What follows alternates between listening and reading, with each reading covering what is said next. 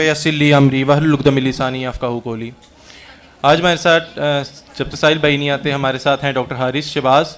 He is FCPS ophthalmology, جس کو عام زبان میں آپتھلمولوجسٹ کہا جاتا ہے, eye surgeon. So let's listen to him a few things that he want to say.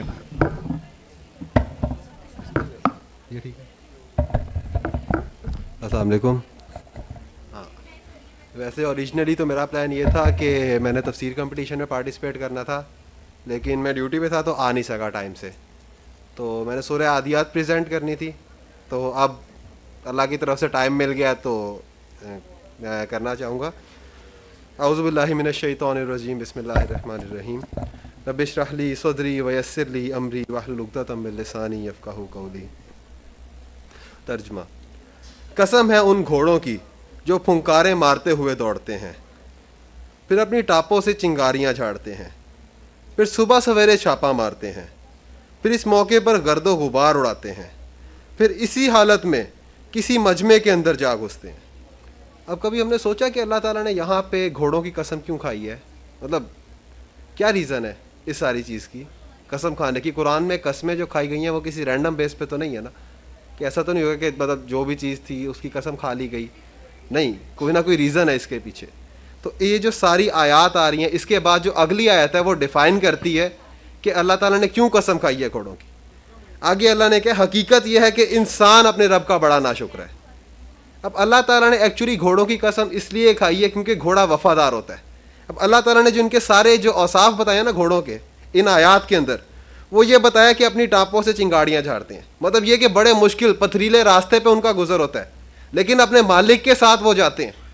حالانکہ فائدہ تو مالک کو ہو رہا ہوتا ہے, گھوڑوں کو تو کوئی فائدہ نہیں ہو رہا ہوتا. ان کو تو وہی کھانا مل رہا ہے, چاہے وہ کام کر رہے ہیں چاہے نہیں کر رہے. لیکن جو مال مل رہا ہے, جو سارا کچھ مل رہا ہے, وہ تو مالک کو مل رہا ہوتا ہے. اور ایکچولی جو عرب تھے نا, عرب کے کلچر میں کیونکہ جو وہ بادیہ نشین لوگ تھے وہ کیا کرتے تھے کہ وہ جا کے کہیں پہ اگر جنگ کرنی ہوتی تھی یا کبھی اگر انہوں نے کوئی قافلہ لوٹنا ہوتا تھا دور جاہلیت میں, تو وہ گھوڑے استعمال کرتے تھے. چھوٹے ڈسٹینس پہ جب جانا ہوتا تھا تو گھوڑے استعمال کرتے ہیں کیونکہ گھوڑے تیز ہوتے تھے. تو وہ جلدی سے صبح سویرے کے ٹائم, فجر کے ٹائم جو انہوں نے کام کرنا ہوتا تھا وہ کر کے واپس بھی آ جاتے تھے. جو انہوں نے مال لوٹنا ہوتا تھا وہ لوٹ کے واپس آ جاتے تھے. تو اللہ تعالیٰ نے ان عرب کے لوگوں کو, مشرکین مکہ کو, ایک ایسی اگزامپل دی ہے جو کہ وہ اپنی ڈیلی لائف میں آبزرو کرتے تھے. کہ اللہ تعالیٰ نے بتایا دیکھو گھوڑے تمہاری ہر بات مانتے ہیں. اب آگے اللہ نے کہا صبح سویرے چھاپا مارتے ہیں, مطلب صبح صبح تمہارے کہنے کے اوپر وہ جاتے ہیں تمہارے ساتھ, پھر اس موقع پر گرد و غبار اڑاتے ہیں, اور پھر اسی حالت میں مجمع کے اندر جا گھستے ہیں. اللہ تعالیٰ نے کہا آگے لوگ ہتھیار لے کے بھی کھڑے ہوتے ہیں, لیکن وہ اپنے سوار کے لیے وہ گھوڑا اپنی جان کی بھی قربانی دے دیتا ہے. تو یہ سارے اللہ تعالیٰ نے اوصاف گھوڑوں کے بتائے ہیں. اس کے بعد اللہ نے کیا کہا, حقیقت یہ ہے کہ انسان ہی اپنے رب کا بڑا ناشکر ہے. تو اللہ تعالیٰ نے کہا ہے کہ تم گھوڑوں کو صرف کھانا کھلاتے ہو, تم نے گھوڑوں کو پیدا نہیں کیا, لیکن صرف کھانا کھلانے کے بدلے میں وہ کیا کر رہے ہیں, وہ تمہارے لیے جان بھی قربان کرنے کو تیار ہے. اتنی وفاداری شو کرتے ہیں. تو اللہ کہتا ہے اللہ نے تو انسان کو پیدا بھی کیا ہے, کھانا بھی وہی کھلاتا ہے انسان کو, لیکن انسان اپنے رب کا بڑا ناشکر ہے. اللہ تعالیٰ نے تو اتنی ڈیمانڈز بھی نہیں کی انسان سے جتنی انسان گھوڑے سے وہ لے رہا ہوتا ہے. لیکن کیا ہوتا ہے کہ ہم لوگ چھوٹی چھوٹی ڈیمانڈز ماننے کو بھی تیار نہیں ہوتے. ہم لوگ ایون چھوٹی سی بات کے نماز پڑھنی ہے, سچ بولنا ہے, کچھ بھی کرنے کو تیار نہیں ہوتے, کیونکہ ہمیں ہلکا سا دنیاوی فائدہ نظر آ رہا ہوتا ہے. تو اللہ تعالیٰ نے اس کے اندر یہ اگزامپل دی. اللہ تعالیٰ نے گھوڑوں کا بتا کے ایکچولی مشرکین مکہ کو اس ٹائم پہ اور آج کل کے دور کے لوگوں کے لیے بھی یہ ویلڈ ہے. آج کل بھی گھوڑے ایگزسٹ کرتے ہیں, ایکسٹنکٹ نہیں ہو گئے. ہمیں پتہ ہے کہ ان سے کیا فائدے لیے جاتے ہیں. آگے اللہ تعالیٰ نے کہا اور وہ خود اس پر گواہ ہے, مطلب اس کو پتہ ہے کہ وہ ناشکر ہے. بڑے لوگ کہہ رہے ہوتے ہیں, ہم سب لوگ یہی کہہ رہے ہوتے ہیں کہ ہاں یار پتہ ہے, بس یار ہم کیا کریں, ہم تو بڑے گناہ گار ہیں, ہم تو کچھ کر ہی نہیں سکتے. تو حالانکہ وہ سارا کچھ کر سکتے ہیں. ایک بندہ نماز نہیں پڑھتا تو آگے کہتا ہے یار اللہ نے توفیق نہیں دی نماز پڑھنے کی. تو وہ اس طرح کہتے ہیں, وہ مطلب اپنے گناہوں کا بوجھ بھی, اپنی غلطیوں کا وبال بھی, وہ کہہ رہے ہوتے ہیں نہیں اللہ تعالیٰ کی طرف سے ہدایت نہیں ملی. یا کبھی کبھار کہتے ہیں کہ اگر یار دعا کرو ہمیں بھی اللہ تعالیٰ ہدایت دے دے. تو یہ ایکچولی ڈیلینگ ٹیکٹکس ہوتے ہیں, یہ ہم اپنے آپ کو دھوکہ دے رہے ہوتے ہیں. کیونکہ اللہ تعالیٰ نے قرآن میں کہا ہے, سورہ زمر کی آیات, سورہ زمر میں اللہ تعالیٰ نے کہا کہ دیکھنا جب موت آ جائے اور تم میرے پاس آ جاؤ تو کہیں ایسا نہ کہنا کہ کاش اگر اللہ نے مجھے بھی ہدایت دی ہوتی تو میں بھی سیدھے راستے پہ ہوتا.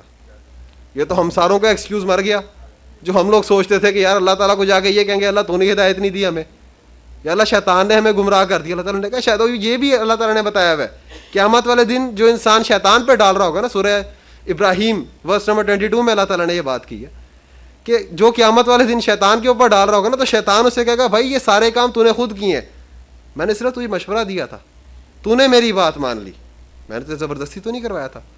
تو قیامت والے دن انسان کسی اور پہ نہیں ڈال سکے گا. کیوں؟ کیونکہ سارا کچھ ہمارے اپنے ہاتھ میں ہے. دنیا میں نماز پڑھنا یا کوئی بھی نیک کام کرنا ہے سارا ہمارے اپنے ہاتھ میں ہوتا ہے. ہم کہہ رہے ہوتے ہیں یار شیطان نے ہمیں گمراہ کر دیا, شیطان ہمیں راستے سے بھٹکایا جا رہا ہے, شیطان ہمیں صرف مشورہ دے رہا ہوتا ہے, وہ ہمیں فورس نہیں کر رہا ہوتا. تو اللہ تعالیٰ نے کہا کہ انسان اس بات کے اوپر گواہ بھی ہے, انسان کو پتہ بھی ہے کہ وہ سارا کچھ کر رہا ہے, اور وہ مال و دولت کی محبت میں بری طرح مبتلا ہے. اب اگلی اللہ تعالیٰ نے کیا بات بتائی ہے, ایک اور ریزن, یہ ریزن کیا کہ وہ مال و دولت کی محبت میں مبتلا ہے. مطلب یہ ہوتا ہے کہ جب اس کو اس ایک کام کرنے کے پیسے مل رہے ہوتے ہیں تو وہ کرنے کو تیار ہو جاتا ہے, جہاں اسے دنیاوی نقصان نظر آ رہا ہوتا ہے اللہ کی بات ماننے کے بدلے میں, تو وہاں پہ وہ اللہ تعالیٰ کی بات نہیں مانتا.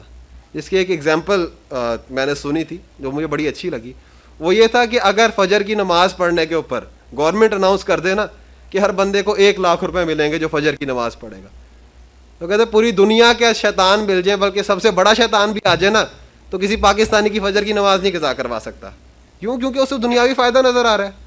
تو مسئلہ کیا ہے یہاں پہ, انسان کے اللہ تعالیٰ کی بات نہ ماننے کے پیچھے ریزن کیا ہے کہ وہ دنیا کی محبت میں مبتلا ہے, وہ مال کی محبت میں مبتلا ہے, وہ اپنی ایز اپنی کمفرٹ دیکھ رہا ہوتا ہے, چاہے اللہ تعالیٰ کا حکم چھوٹا سا ہی ہو, اس کے بعد بھی وہ اپنی کمفرٹس کو قربان کرنے کو تیار نہیں ہوتا. تو کیا وہ اس وقت کو نہیں جانتا جب قبروں میں جو کچھ مدفون ہے اسے نکال لیا جائے گا. تو اب اللہ تعالیٰ نے آگے قیامت کا بتایا. مطلب نے کہا دنیا تو تم ایسے گزار رہے ہو جیسے تم نے کبھی مرنا ہی نہیں ہے. تو اللہ تعالیٰ نے کہا تمہیں پتہ نہیں ہے. یہ دیکھیں کوئی کافر ہو نا, کوئی بندہ جیسے ہم کافر کہتے ہیں, نان بلیور کہتے ہیں, اس کو یہ بات کہی جائے نا تو وہ کہے گا ہاں مجھے نہیں پتا, کیونکہ وہ بلیو ہی نہیں کرتا قیامت کے اوپر.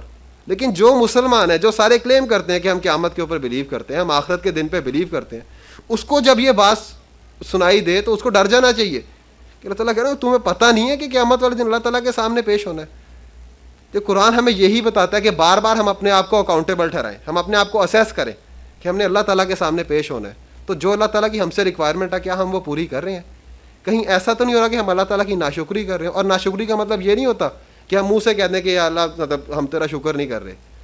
شکر گزاری یا ناشکری کا مطلب یہ ہوتا ہے کہ جو شکر گزار بندہ ہوتا ہے نا, وہ ایکچولی اپنے عمل سے شو کرتا ہے کہ وہ شکر گزار ہے, اور جو ناشکری ہوتی ہے وہ بھی عمل کی ہوتی ہے.